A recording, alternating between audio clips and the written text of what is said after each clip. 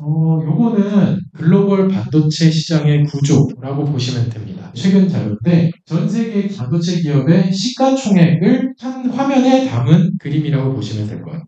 여기서 제일 크게 딱 봐도 엔비디아죠. 그게 이제 AI 반도체 때문에 엔비디아가 주가가 워낙에 올라가다 보니까 지금 이렇게 된 건데 또 지금 조금씩 좀 바뀌고 있죠. 근데 어쨌든 지금은 엔비디아가 3.4 트릴리언, 엔비디아 그다음에 브로드컴은 엔비디아의 대항마로 불려지고 있는 그런 반도체 회사죠.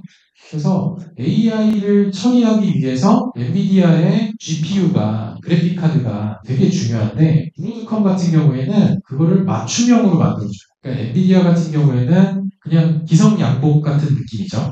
이거 갖다 써, 이거 쓰면 그냥 다 돼. 라고 하면서 엔비디아는 칩을 팔고 있고, 브로드컴 같은 경우에는 구글이라든가, 페이스북이라든가, 아마존이라든가, 아니면은 뭐 다른 회사들이 브로드컴한테 맡겨요. 그래서 우리는 이런 사업을 하고 있으니까 이런 영역에 맞는 맞춤형 AI 반도체를 만들어줘. 라고 의뢰를 합니다. 그래서 브로드컴이 최근에 주가가 굉장히 많이 올라갔습니다. 그 다음에 여기 인텔이 있고 여기 AMD가 있죠. 사실 PC 조립 좀 해보신 분들은 다 아시지만 불과 15년 전만 해도 인텔 CPU가 최고였죠. 인텔 CPU가 최고였어요. 근데 요즘에는 AMD를 더 많이 쓰더라고요. 저희 회사 PC나 뭐 이런 것들 보면은 AMD 프로세서를 되게 많이 쓰고 있어요. 그래서 이 AMD의 시가총액이 199 빌리언 달러, 그리고 인텔은 85 빌리언 달러. 이게 역전이 됐어요. 그래서 미국 사람들도 인텔이 좀 지고 있다, 인텔이 좀 저물고 있다 이렇게 생각을 하고 있죠. 실제로 인텔은 공장을 가지고 있어요. 그냥 설계만 하는 회사가 아닙니다. 다른 회사들은 설계 중심이죠. 여기 엔비디아, 브로드컴, AMD 생산을 하기도 하지만. 근데 인텔이 생산하고 있는 그 생산 파트가 지금 적자가 어마어마하게 많이 나가지고, 그래서 도널드 트럼프가 지난주인가 지지난주에 이거 TSMC가 좀 관리 좀 해라, 투자를 해라, 거의 뭐 그냥 대놓고 협박해서 돈 뺏는 그런 분위기로 해서 TSMC가 지금 울며 거저먹기로 인텔의 제조 부분을 떠안을 수도 있는 그런 상황이 돼가고 있죠. 그리고 TSMC가 미국에 공장을 세우게 하는 거에 대해서 지금 미국 정부에서 압력을 많이 받고 있죠. 자, 그리고 여기 보면은 아까 말씀드렸던 아날로그 디바이스, 그다음에 텍사스 인스트루먼트, 그다음에 퀄컴 이런 회사들이 있는데 보면은 엔비디아, 브로드컴, 아날로그 디바이스, 텍사스 인스트루먼트, 퀄컴, 인텔, AMD 이런 회사들은 전부 다 설계 중심의 회사. 그리고 이런 회사들 중에 엔비디아가 TSMC에다가 제조를 맡기고 AMD도 제조를 맡기고 텍사스 인스트루먼트도 맡기고 그런 구조로 되어 있는 거죠. 지금 비메모리 시장에서의 구조는 그렇게 되어 있는 거죠. 그래서 미국의 반도체 시장이 전 세계 시장의 거의 한 50% 이상을 차지하고 있죠. 지금 시가총액 기준으로 해도. 근데 그게 대만의 TSMC랑 물려있다라고 보시면 될 것 같습니다. 자, 그 중에서 여기 보면은 어플라이드 머터리얼스라는 회사가 있고 랩 리서치라는 회사가 있죠. 이 두 개 회사는 장비 회사예요. 그래서 랩 리서치가 여기 위에 있습니다. 가다 보면은 저기 랩 리서치 코리아라고 있는데 랩 리서치는 반도체 장비 회사예요. 그래서 여기 이제 삼성전자나 뭐 하이닉스나 이런 데서 일하시는 분들하고 얘기하다 보면은 랩 리서치나 어플라이드 머티리얼스 같은 회사들이 만드는 장비들은 정말 대체 불가능한 어떤 그런 기술적인 요소가 있다라고 하더라고요. 그냥 단순히 뭐 특허를 강하게 가지고 있어서가 아니라 어떤 그 따라올 수 없는 약간 손맛 같은 게 뭐가 있대요. 그래서 장비의 효율성이나 이런 측면에서 되게 압도적이라고 얘기를 하더라고요. 그리고 우리 삼성이랑 하이닉스가 여기 있고, 그 다음에 영국에는 ARM이라는 회사가 있습니다. 이 ARM이라는 회사는 우리 휴대폰에 들어가는 모바일 프로세서, 휴대폰에 들어가는 CPU를 만드는 거죠. AP라고 하는데 어플리케이션 프로세서라고 얘기를 하는데 ARM 같은 회사는 영국에서 이제 설계 중심으로 역시나 만들면서 이 회사가 성장하는 그런 스토리나 이런 것도 유튜브에 따로 있어요. 그래서 한번 보시면 되겠습니다. 원래는 저전력 반도체를 중심으로 만들던 회사인데 스마트폰이 대중화되면서 전력을 유지하면서 프로세싱 효율성도 높이는 방향으로 설계도를 만든 거죠. ARM. 그래서 ARM이라는 회사는 자기네 브랜드를 반도체에 찍어서 파는 게 아니라 설계도를 판매를 합니다. 그래서 아이폰에 들어가는 뭐 A16, A16 칩, A18 칩 뭐 이런 것들이 애플 칩이라고 하는 것들이 보면은 ARM에서 제공한 설계도를 수정해서 만드는 거죠. 그리고 삼성전자에서 만든 엑시노스라고 하는 칩도 ARM에서 준 설계도를 기반으로 그걸 수정을 해서 엑시노스라고 하는 프로세서를 만드는 거죠. 그런 식으로 이 ARM이라는 회사는 설계도를 파는 회사다. 이렇게 보시면 될 것 같아요. 이 ARM이라는 회사를 소프트뱅크에서 이제 투자를 해가지고 인수를 했습니다. 다시 이제 어딘가에 또 팔려고 하는 그런 소문이 있기도 하고.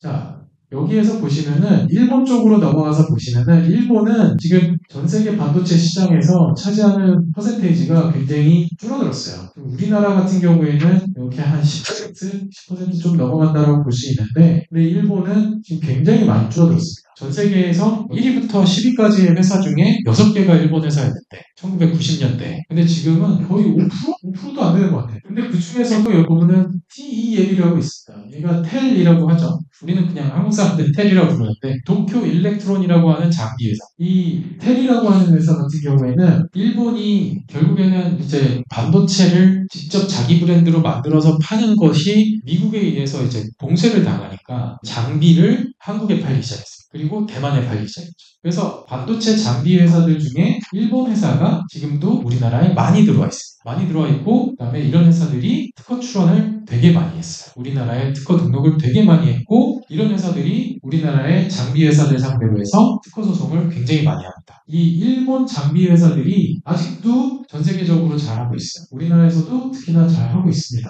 자, 근데 여기 보시면 네덜란드가 생각보다 일본보다 더 크기가 커요. 네덜란드가 반도체 기술력이 굉장히 좋습니다. 이 뒤에는 미국이 투자했다라는 그런 얘기도 있기는 합니다. 미국이 네덜란드의 주요 주주 중에 하나다라는 얘기가 있긴 있어요. 그래서 여기 보면 ASM, 그다음에 ASML, NXP 이런 회사들이 있는데 NXP는 칩을 만들죠. 필립스라고 하는 회사가 주도가 돼가지고 이제 NXP라는 회사로 만들어졌는데 얘는 칩을 만들고 ASML 같은 경우에는 반도체를 생산하는 과정에서 가장 중요한 노광 장비를 만들어요. 노광 장비는 쉽게 얘기해서 빗으로 녹이는 장비. 그 웨이퍼라고 하는 동그란 판에 반도체 회로를 설계한 거를 갖다가 구현을 하려면 이게 판화를 뜨는 것처럼 그 회로를 녹여줘야 되잖아요. 그 녹이는 과정을 빗으로 녹입니다. 근데 그 빗을 그냥 우리가 그냥 일반 이런 빗이 아니라 굉장히 수많은 렌즈 조합들을 거쳐가지고 나오는 어떤 그런 정제되어 있는 빗이 있대요.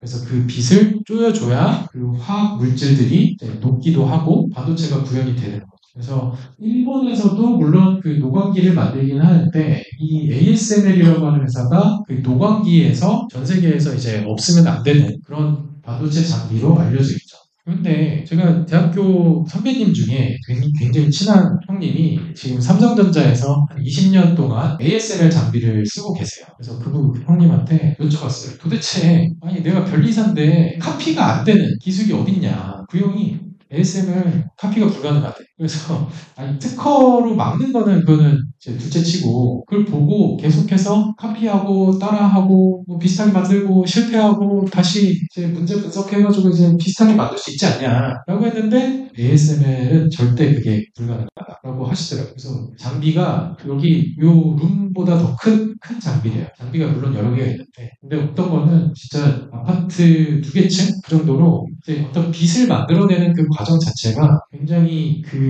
아트의 영역이라고 하더라고요. 너무너무 웃긴 게 뭐냐면 ASML 장비를 삼성이나 하이닉스에서 사서 반도체를 만들잖아요. ASML 장비를 사려면 자기네 회계장부 일부를 보여줘야 돼. 그래가지고 카파텍 그런 걸 요구하는 을은 난 처음 봤어. 그래서 그게 이제 기사로 나와 있습니다. 그래서 ASML 장비를 사려면 자기네 반도체 매출을 알려줘야 돼. 이 반도체라고 하는 게 전 세계 그 공급망이 다 연결되어 있기 때문에 그리고 ASML 장비가 핵심 장비이기 때문에 ASML 장비가 몇 대 있느냐에 따라서 그 반도체 만드는 회사의 생산량이 영향을 미친대요. 그렇기 때문에 반도체가 너무 많이 생산이 되면 반도체 가격이 떨어지고 반도체가 너무 적게 생산되면 반도체 가격이 올라가고 하기 때문에 이 ASML 장비를 통제를 한다고 하더라고요. 그런 식으로 이게 엮여 있다라고 보시면 될 것 같습니다. 여기 보면은 레스트 오브 월드라고 쓰죠? 레스트 오브 월드. 얼마 안 됩니다. 그러니까 전 세계 반도체 시장은 한국, 대만, 미국, 일본, 중국, 독일 조금, 그다음에 영국, ARM 조금, 7개 나라만 하고 있는 거예요. 그래서 재작년에 베트남에 갔을 때 베트남에 거기서 이제 사업하는 분이 베트남이 반도체를 너무너무 하고 싶어 합니다. 근데 지금으로서는 가능성이 높지 않죠. 베트남하고 인도에 갤럭시 휴대폰 생산 공장 가 있어요. 뭐 자동차 생산 공장 가 있는데 반도체 생산 공장은 안 가 있는 걸로 저는 알고 있어요. 그래서 인도랑 베트남, 인도네시아 이런 데는 아직은 여기에 껴있지는 않아요. 반도체 시장이라고 하는 게 굉장히 짜여져 있는 판이고 그리고 여기에서 지금 이제 트럼프가 반도체 관세를 몇 프로 때리겠다 막 이러고 있는데 과연 어떻게 될지 이거를 지켜보는 게 최근에 이제 최대 이슈가 되겠습니다. 그게 우리 회사에도 바로 영향을 줄 수가 있거든요. 결국에는 우리가 어느 회사에 납품하느냐, 어느 나라에 납품하느냐, 뭐 이런 것들이 결국에는 우리 회사의 미래고에 영향을 주기 때문에 이런 부분에 대해서는 최근에 나오는 뉴스들을 잘 보실 필요가 있어요. 이 시장이 개편되고 있기 때문에 보실 필요가 있습니다. 기술 유출이 계속 일어나는 이유는 중국 때문이에요. 왜냐하면 중국이 이 시장을 할 수밖에 없어요. 하고 싶어 하고. 엄청 하고 싶어 하고. 그리고 지금 기술력이 많이 따라왔고 오히려 넘은 부분도 있는 거예요. 그래서 지난주 뉴스가 우리나라에 되게 충격적이었던 뉴스예요. 메모리 반도체를 420단으로 쌓는다는 거는 최첨단 기술이거든요. 그거를 중국의 회사가 먼저 특허를 내고 다른 반도체, 메모리 반도체 만드는 회사들이 라이센스를 받았다? 야, 그러면은 미국이 어떻게 보면은 중국의 그런 기술 도약을 가장 두려워하는 국가 중에 하나예요. 왜냐하면 돈의 흐름을 통제하고 싶은데 중국이 자체적으로 생산할 수 있고 시장도 크고 아프리카에도 뭐 여러 가지 도와주면서 그 다음은 뭐겠어요? 중국의 위안화를 전 세계에 유통시키는 거죠. 미국이 지금 힘이 큰 이유는 달러를 전 세계에서 다 좋아하니까. 달러 준다고 하면 싫어할 사람이 어디 있어? 그렇죠? 전 세계 사람들이 다 좋아해요. 김정은도 좋아하죠. 김정은도 달러 좋아합니다. 근데 미국이 가장 두려워하고 있는 거는 결국에는 기술력으로 중국이 제품에 관해서 지배력을 갖기 시작하면 위안화를 쓰도록 중국이 강제하지 않을까. 그렇게 되면은 달러의 패권을 잃으면 그러면 어떻게 돼요? 영국처럼 돼요. 그러니까 영국이 예전에 인도도 갖고 있었고 캐나다도 영국 거였고 되게 영국의 식민지가 많았잖아요. 그때는 파운드화가 달러화였어요. 1900년대 초반 1차 세계대전 일어나기 전까지 2차 세계대전 일어나기 전까지는 영국의 파운드화가 전 세계 기축통화였죠. 근데 2차 세계대전이 거의 이제 영국이 질 뻔하면서 미국한테 도와달라고 했고 그때 당시에 미국은 유럽에 대해서 중국이었어요. 그러니까 미국에서 생산을 많이 했죠. 공장도 미국에 있었고 농작물이나 뭐 이런 것도 미국에서 많이 나고 인건비도 싸고 그래서 만들어진 물건들이 유럽으로 수출됐죠. 근데 지금은 반대의 상황이죠. 그러니까 중국이 원하는 거는 위안화가 달러화를 대체하는. 그래서 중국이 아프리카에 잘해주는 거예요. 왜냐하면 아프리카는 땅도 넓고 자원도 풍부하고 인구도 늘어날 거니까. 그래서 인도하고도 사이를 좋게 가져가려고 하는 거예요. 그리고 더 미국 애들이 짜증냈던 거는 뭐냐면 그러니까 사우디아라비아에서 나는 석유를 위안화로 결제해도 돼라고 사우디에서 오케이를 해줬다. 그러면은 석유를 구매하는 화폐가 달러 외에도 위안화가 돼버리면 그러면은 미국 입장에서는 자기네 권력이 그래서 우리나라랑 일본이랑 대만은 미국이랑 같이 갈 수밖에 없어요. 지금 아까 전에도 여기 그래프에 보셨지만 다 같이 일을 하고 있거든요. 같이 일을 하고 있어. 근데 이게 다 미국하고 일본하고 대만하고 우리나라는 다 엮여 있거든. 이 네 개 국가는. 근데 중국이 여기서도 보면 여기 조그맣게 돼 있지만 사실 이 그래프보다는 중국의 시가총액이나 그 어떤 그 기업의 가치나 이런 것들이 훨씬 더 큽니다. 그래서 이걸 잘 이제 봐야겠죠. 이런 내용들은 크리스 밀러라고 하는 경제학자가 쓴 그 칩워라고 하는 그 책에 있습니다. 그래서 이 칩워라고 하는 책을 꼭 읽어보셨으면 좋겠어요. 이런 그 국가 간의 반도체 산업의 어떤 알력 다툼? 뭐 이런 것들이 굉장히 쉽게 써 있습니다. 그러니까 우리나라가 언제부터 부자가 됐지? 언제부터 잘 살게 됐지? 앞으로는 어떻게 살게 될까? 그런 것들을 우리는 이제 반도체 장비 회사니까 이런 것들을 신경 쓰면서 한번 보면은 좋을 것 같습니다.